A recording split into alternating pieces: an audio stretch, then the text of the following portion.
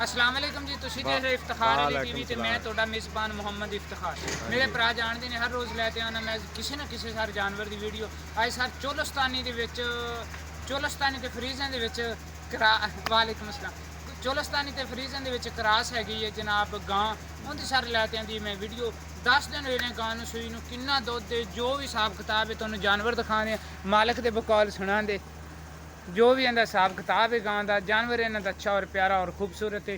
जो भी कुछ है वो जनाब है थोड़िया नज़र के सामने सारी बाडी जनाब मेरे भरावां आँदी पई है नज़र। मैनू इनकी अगाड़ी घट लगती तो पछाड़ी थोड़ी जी ज़्यादा लगती। मारदा नहीं मैनू, मैं तेन बहुत मारा ये जनाब जानवर आप मारा था तेनों तसली जनाब जानवर की तुहानूं करवा दईए। जो कुछ भी हिसाब किताब है जानवर का वो जनाब है तुहाडियां नज़रां दे सामने। आपां मालक दी भी बकौल गल सारी सुणांदे ते मैं भी तुहानूं गल दस्सांगा, क्योंकि असीं गल्लां पहलां पुछियां तो हुंदियां ने, गल्लां सारियां दस्सियां तो हुंदियां ने, किहड़ियां असीं गल्लां अगले बंदे ने वीडियो दे विच करवावणियां हुंदियां ने। असीं पहलां उन्हां नाल ओही गल्लां करने आ ते उस तो बाद ही करने। लेकिन बाज़ औकात बंदे हैगे ने रेट ज़्यादा करते हैं, उन्होंने रेट की लाइव वीडियो के विच गल करिए ना तो यार थोड़ा जिहा ना प्रैशर जिहा लै जाते हैं, रेट घट जाते हैं यार। वीडियो बनाने तो पहले एवं चौड़े हो जाते हैं, कदों वीडियो बनाने लगे कैमरे के अगे ठलिए उन्होंने आखिया कैमरे मैंने वेख अगे हो वेख हो बंदा हो जाता थोड़ा जिहा प्रैशर के विच आ जाता है। लेकिन वो मैं क्योंकि मेरिया वीडियो थोड़िया जी व्यापारियों दी मैं बनाना घट, आम बंदियां दी मैं बनाना ज़्यादा, किहड़े घरेलू लोग रखने वाले ने उन्होंने वीडियो मैं बनाना ज़्यादा। लेकिन उस गल नूं छड्डो, तुसीं जानवर वेखो, जानवर की तसल्ली करो। किसी बंदे के नसीब च होया तो जनाब वो लै जाएगा। जानवर का हिसाब किताब जनाब अच्छा है और प्यारा है। हुण जनाब जानवर का तुहानूं दिखाने बच्चा, बच्चे की भी जनाब आप तसल्ली कर दी। बच्ची है जनाब साहीवाल की, माशाअल्लाह बच्ची प्यारी। इन्हां दे बकौल 10 दिन हुए ने जनाब सूई नूं ते जो भी हिसाब किताब है वो जनाब तुसीं देख लो और जो भी इनका किवें किवें गल है पूरा आखा छोटे मेरे को बाला ले भी गां जानवर तो मैं उन्होंने तो पुछिया ने गल्लां सारियां। हुण आपां जरा इन्हां दी तसल्ली कर लीए गां दी। अस्सलाम वालेकुम। वालेकुम सलाम। की हाल है जनाब? ठीक ठाक सर। तबीयतां सेहतां अल्लाह पाक का शुक्र।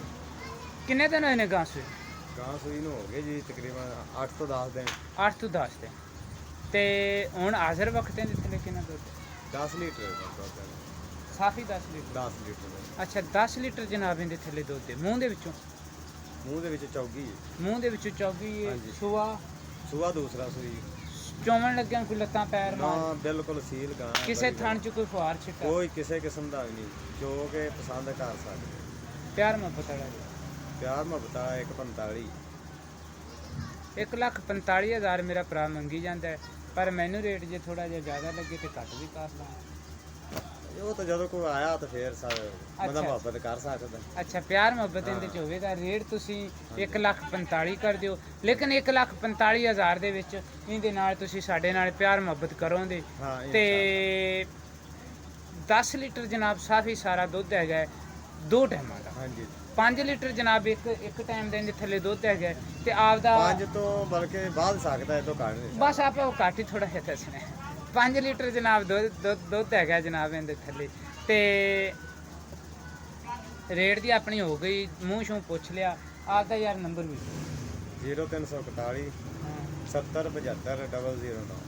ये सर इन्हों का नंबर है सर। तुसीं साडे नाल भी राबता कर सकते जी 0346 87 87 250। इसे नंबर पर जनाब मेरे चलती व्हाट्सएप तो इसे नंबर पर जनाब मेरे चलती हैगी ईमो। आई नहीं बताऊँ इसे नंबर पर जनाब मेरे व्हाट्सएप है तो इसे नंबर पर जनाब मेरे ईमो हैगी। तो किहड़े मेरे भरा नूं ये जानवर आवे पसंद वो सर साडे नाल कर सकता है राबता।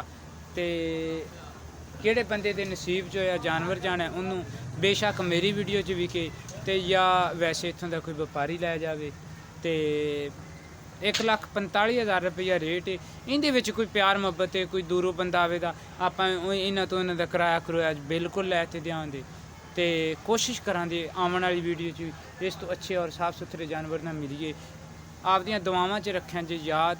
तो अज वैसे भी थोड़ा जिहा दिल च खौफ इन्हां दे लोगों के पैदा होया। अज हर 10 मुहर्रम शरीफ से लोग कब्रस्तान च गए सी लेकिन किन्ने भी किसी मेरे भाई का कोई खानदान का या किन्ने हजूर सल्लल्लाहु अलैहि वसल्लम की उम्मत है, अल्लाह ताला सारिਆਂ ਨੂੰ जन्नत देवे, अल्लाह ताला उन्होंने सारिਆਂ ਦੀ कबीरा सगीरा गुनाह माफ़ करे। और मेरी वीडियो देखने वाले चलो कम से कम यार एक दुरूद शरीफ पढ़ते हजूर सल्लल्लाहु अलैहि वसल्लम की उम्मत भेजने की कोशिश करें। इंशाल्लाह मिलांगे अगली वीडियो च। पाकिस्तान जिंदाबाद।